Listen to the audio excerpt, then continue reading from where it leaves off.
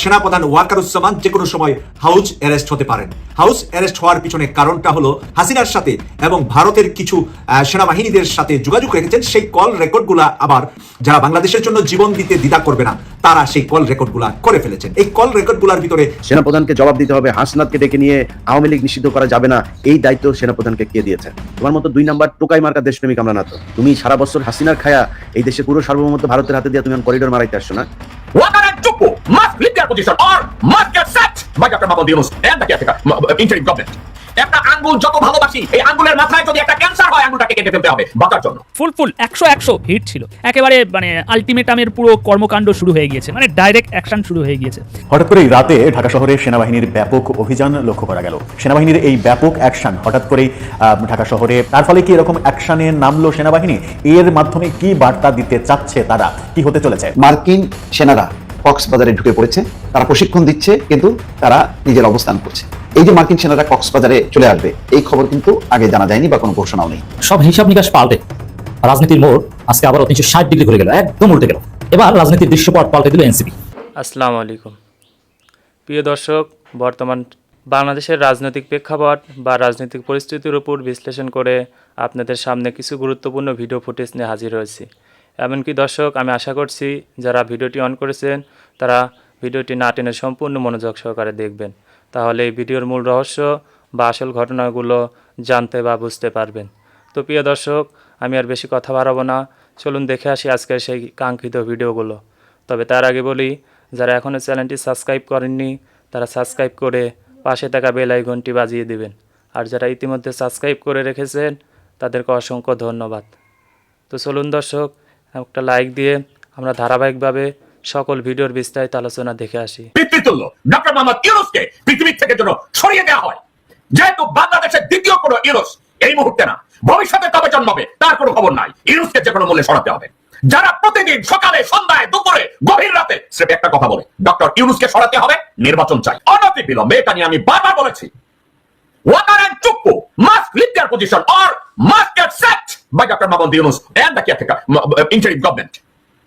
এদেরকে ওখানে রেখে সাপ পোষার কোনো মানে নাই। একটা আঙ্গুল যত ভালোবাসি, এই আঙ্গুলের মাথায় যদি একটা ক্যান্সার হয় আঙ্গুলটাকে কেটে ফেলতে হবে বাঁচার জন্য। জেনারেল ওয়াকার এবং শাহাবুদ্দিন চুপ্পু বাংলাদেশের জন্য ক্যান্সার এবং একটা অশনি সংকেত।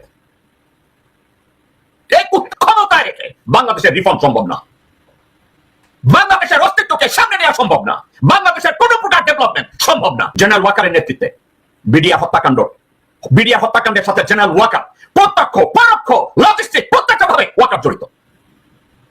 ওয়াকারের জন্য আজ পর্যন্ত সুষ্ঠু একটা তদন্ত বাংলাদেশে হয় না বিডিআর হত্যাকাণ্ডের ব্যাপারে। আয়নাঘর নির্মিত হয়েছে ওয়াকারের সমর্থনে, তারেক সিদ্দিকীর সমর্থনে, রয় সমর্থনে। ছাত্র জনতা যখন ডক্টর মোহাম্মদ ইউনূসকে ক্ষমতায় এনেছে দেশের রিফর্মের জন্য, আবার তারা ষড়যন্ত্র করেছে বাংলাদেশকে টেনে হিসেবে আবার যেন 50 বছর পিছনে নেওয়া হয়। একটা মাত্র টার্গেট, পিতৃতুল্য ডক্টর মোহাম্মদ ইউনূসকে পৃথিবী থেকে যেন সরিয়ে দেওয়া হয়, যেহেতু বাংলাদেশের দ্বিতীয় কোনো ইউনূস এই মুহূর্তে না, ভবিষ্যতে তবে জন্মাবে তার কোনো খবর নাই। ইউনূসকে যে কোনো মূল্যে সরাতে হবে।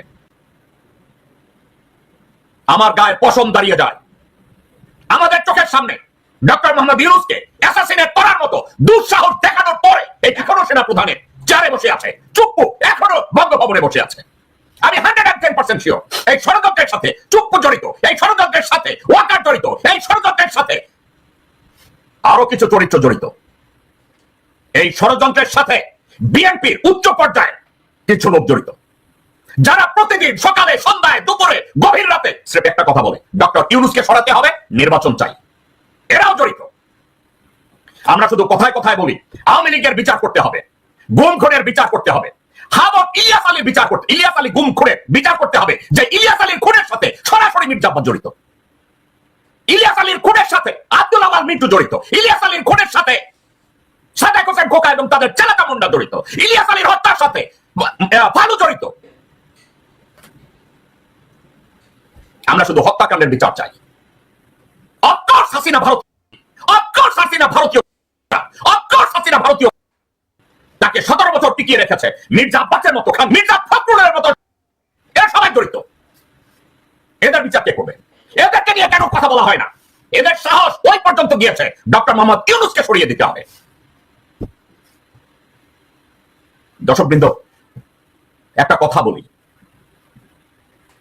যে কোনো একটা দেশে রাজনৈতিক উত্তরণ হয় দেশের উন্নয়নের মাধ্যমে।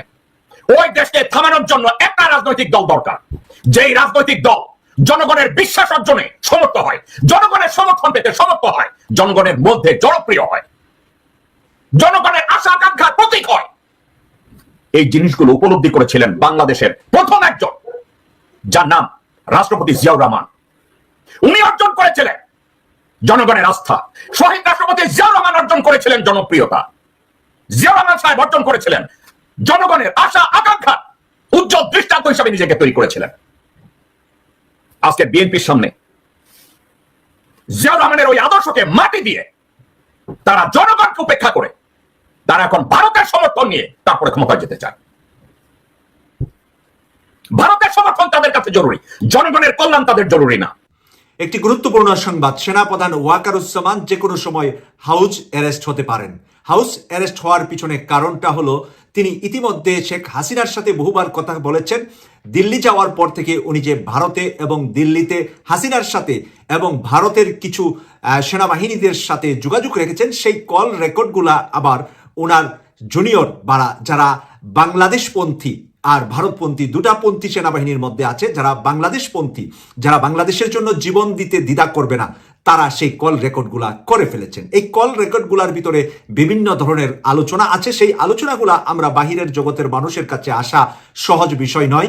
সেনাবাহিনীর এই আলোচনাগুলা চলে গেছে ডক্টর মোহাম্মদ ইউনূস স্যারের হাতে। সেখান থেকে সেনাপ্রধানকে হাউস অ্যারেস্ট করা যেতে পারে এবং করার সম্ভাবনা রয়েছে। তারপরে ভারপ্রাপ্ত অথবা সেনাপ্রধান নতুন হিসাবে যিনি, এর মধ্যে সিনিয়রিটি আছে এবং দেশপ্রেমী আছে, সেখানে তাকে হয়তোবা নিয়োগ দেওয়া যেতে পারে বা হতে পারে। প্রিয় দর্শক, সেই দ্বন্দ্বটা অনেক দূর এগিয়ে গিয়েছে। গত সোমবার রাতে সে বেশ কিছু ব্রিগেডিয়ার এবং জেনারেলদেরকে নিয়ে একটা মিটিংও করেছেন। মিটিংটা তিনি গোপন রাখার চেষ্টা করেছিলেন, কিন্তু গোপন থাকে নাই। কিন্তু তার ভিতরেই আবার দেশপ্রেমী ডক্টর মোহাম্মদ ইউনূস স্যারের কাছে নিউজটা পৌঁছিয়ে দিয়েছেন। তো এই সমস্ত কারণে সেনাপ্রধান ওয়াকারুজ্জামান হয়ে গিয়েছেন সন্দেহের চোখের কাটা। এখন সন্দেহের চোখের কাটা এই কারণে যে উনি যেই কাজগুলা অতীতে করেছেন, শেখ হাসিনার থাকা অবস্থা পর্যন্ত আমরা অনেকেই ভুলে গিয়েছিলাম 5 তারিখে উনার অবদান আছে মনে করে। কিন্তু 5 তারিখের পরে যে উনি শেখ হাসিনার সাথে নিয়মিত যোগাযোগ রাখা, সেই কল রেকর্ড থাকার পরে ওনার প্রতি সন্দেহের পরিমাণটা বেড়ে গিয়েছে। এরই মাঝে ওনার কিছু বক্তব্য, ওনার কিছু কথাবার্তা ভেরি স্মার্ট হতে গিয়ে মানে ভুল করে ফেলেছেন। অনেক নিজেকে স্মার্ট ভাবানোর চেষ্টা করেছেন। জাতির সামনে আঙ্গুল তুলে কথা বলাটা জাতি ভালোভাবে নেননি। কারণ জাতিকে দিক নির্দেশনা দেওয়া, রাজনৈতিক দলগুলাকে ধমক দেওয়াটা সেনাপ্রধানের কাজ নয়। কারণ রাজনৈতিক দলের ভিতরেই লুকিয়ে আছে বাংলাদেশের 18-20 কোটি মানুষ, যাদের ট্যাক্সের টাকায় ওনার গায়ের জামাটা, ওনার হাতের পেন্সিলটা সব কিছু কেনা হয়। ওনার রেশনটা, ওনার ঘরের খাবার, ওনার বাহিনীর সকল খরচ বহন করে জাতি। তাই এই জাতির সাথে আঙ্গুল তুলে কথা বলার মতন জাতি এই মুহূর্তে নয়। এই মুহূর্তে না বলে উনি যদি শেখ হাসিনার সময়ে আঙ্গুল তুলে কথা বলতেন, তাহলে আজকে এই জাতি উনাকে মাথায় নিয়ে হাঁটতো। কিন্তু শেখ হাসিনার সময় উনি ছিলেন একটি পোষ্য বিড়ালের মতো। পোষ্য বিড়ালকে যেই খাবার দেওয়া হয় সেই খাবারই খান, কিন্তু বিড়াল শুধু মেও মেও করে পাশে ঘুরেন খাবারের জন্য। খাবার ছাড়া বিড়ালের আর কোনো চাহিদা থাকে না। কিন্তু সেই সেনাপ্রধান বিড়াল থেকে সিংহ বা বাঘ হওয়ার জন্য যে প্রতিযোগিতাটা শুরুতেই করছেন, এই প্রতিযোগিতায় উনি আবারও বিড়াল হচ্ছেন ডক্টর মোহাম্মদ ইউনূসের। ডক্টর মোহাম্মদ ইউনূসের সামনে উনি যা কথা বলেছেন, সেই কথাগুলা আমেরিকা, জাতিসংঘ, ফ্রান্স, জার্মান, পশ্চিমা বিশ্ব সহ যে ইউরোপিয়ান ইউনিয়ন, অস্ট্রেলিয়া, নিউজিল্যান্ড ভালো চোখে দেখছে না। কারণ সেনাপ্রধান ওয়াকারুজ্জামান উনি যে পুরাতন ওই সেই আগেই ভালো ছিলাম বিষয়টা উনি নিয়ে আসার বারবার চেষ্টা করছেন। আর বাংলাদেশে কিছু উপদেষ্টা এবং কিছু রাজনৈতিক ব্যক্তিদের সাথেও এই বিষয়ে লিয়াজু করছেন, বিভিন্ন সময় বৈঠক করছেন, বিভিন্ন সময় কথা বলছেন, বিভিন্ন চলাফেরার মাধ্যমে কারো সাথে চা বৈঠকে কি বলেছেন সেইগুলারও রেকর্ড এখন বাংলাদেশের সরকার প্রধান ডক্টর মোহাম্মদ ইউনূস স্যারের কাছে অথবা ডক্টর মোহাম্মদ ইউনূস স্যারের পাশের একেবারে ঘনিষ্ঠ ভাজনদের কাছে আছে। যার কারণে এখন এই সেনা প্রধানের উপর বিশ্বাস ভরসা বাংলাদেশের মানুষের করা অসম্ভব হয়ে দাঁড়াচ্ছে। কারণ যে কোনো সময় ভারত পাকিস্তানের যুদ্ধ আবার নতুন করে শুরু হলে বাংলাদেশ এখানে জড়ানোর সম্ভাবনা রয়েছে। তখন এই সেনা প্রধান দিয়ে কতটুকু আমরা ভালো ফলাফল ঘরে আনতে পারবো, নাকি ভারতকে সুযোগ করে দিবে বাংলাদেশে প্রবেশ করার জন্য, বাংলাদেশের মুসলমানদের উপর, বাংলাদেশের মসজিদ মাদ্রাসা, বাংলাদেশের আলেমুল উলামাদের উপর ভারত অত্যাচার নির্যাতনের সুযোগ করে দিবেন কিনা ওয়াকারুজ্জামান, এই সন্দেহ ডে বাই ডে বাড়ছে। হঠাৎ করেই রাতে ঢাকা শহরে সেনাবাহিনীর ব্যাপক অভিযান লক্ষ্য করা গেল। সেনাবাহিনীর 46 ব্রিগেড থেকে গণমাধ্যমকে নিশ্চিতও করা হয়েছে প্রায় 20-22 জন সন্ত্রাসীকে তারা আটক করে গণমাধ্যমকে প্রথম ধাপে জানিয়েছে। সেনাবাহিনীর এই ব্যাপক অ্যাকশন হঠাৎ করেই ঢাকা শহরে, বিশেষ করে রায়ের বাজার এলাকার দৃশ্যগুলো অলরেডি গণমাধ্যমে চলে এসেছে। অন্যান্য এলাকাতেও এরকম অভিযান রাতব্যাপী চলতে পারে বলেই ধারণা করা হচ্ছে। কেন হঠাৎ করে সেনাবাহিনী এত অ্যাগ্রেসিভলি মাঠে নামলো? আজকে যে সেনা সদরে অফিসার্সদের একটা অনুষ্ঠান হলো, সেই অনুষ্ঠানে সেনাপ্রধান কথা বললেন, সেনাবাহিনীর সদস্যরা কথা বললেন, সেটা নিয়ে নানা রকমের আলোচনা রয়েছে। সেইখানে সন্ত্রাস, মব কালচার, আইন শৃঙ্খলা পরিস্থিতি, এই ব্যাপারে সেনাবাহিনী সোচ্চার ভূমিকা রাখবে। অনেক কথার মধ্যে এই কথাটা খুবই গুরুত্বপূর্ণ কথা ছিল। দেশের ভূমি বিদেশিদের ব্যবহার করতে দেওয়া হবে না, সেটা যেমন ছিল, তেমনি দেশের মধ্যে কোনো ধরনের অরাজকতা করতে দেওয়া হবে না, মব কালচার আর বরদাস্ত করা হবে না। এই ব্যাপারে সেনাবাহিনীর সোচ্চার অবস্থান আমরা দেখেছি। তার ফলে কি এরকম অ্যাকশানে নামলো সেনাবাহিনী? এর মাধ্যমে কি বার্তা দিতে চাচ্ছে তারা? কি হতে চলেছে? 21 থেকে 22 জনের একটা সন্ত্রাসী গ্রুপকে ধরেছে 46 ব্রিগেড এবং সেটাকে গণমাধ্যমে জানানোও হয়েছে ইতিমধ্যে। রায়েরবাজারে আমরা ব্যাপক অ্যাকশন দেখেছি। সেই অ্যাকশনের খণ্ডচিত্র আপনারা বিভিন্ন গণমাধ্যমে এসে গেছে, তার কিছু খণ্ডচিত্র আপনারা দেখে নিতে পারেন এই কথা চলতে চলতে। তাহলে আপনারা বুঝতে পারবেন যে সেনাবাহিনী কত অ্যাগ্রেসিভলি অভিযানটা শুরু করেছে।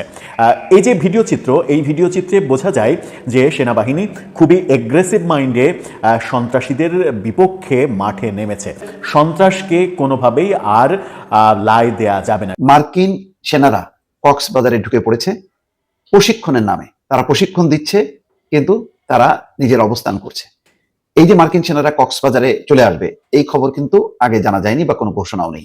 হঠাৎ করেই এই খবরটি সামনে দেখছি যে কক্সবাজার সৈকতে প্রশিক্ষণ মহড়ায় মার্কিন সেনারা। সামাজিক মাধ্যমে আলোচনা, তো এমনিতেই আলোচনা, নানা রকম ফিসফাস চলছে যে কক্সবাজার, তারপরে সেন্ট মার্টিন, বিশেষ করে ওই পারের যে রাখাইন রাজ্য, সেখানে নাকি নজর দিয়েছে আমেরিকা। তাদের কমান্ডাররাও বাংলাদেশে এসছে, উচ্চ পর্যায়ে তারা আলোচনা করেছেন। এরপরেই দেখা যাচ্ছে যে তারা প্রশিক্ষণের জন্য এসছে। কি করছে বা কি বলছে রিপোর্টে? সেই রিপোর্টে বলা হচ্ছে কক্সবাজার সমুদ্র সৈকতে ফায়ার সার্ভিসের সদস্যদের প্রশিক্ষণ দিয়েছেন মার্কিন সেনা এবং বিমান বাহিনীর সদস্যরা। প্রিয় দর্শক, আমি আশা করছি ভিডিওটি সম্পূর্ণ মনোযোগ সহকারে দেখেছেন।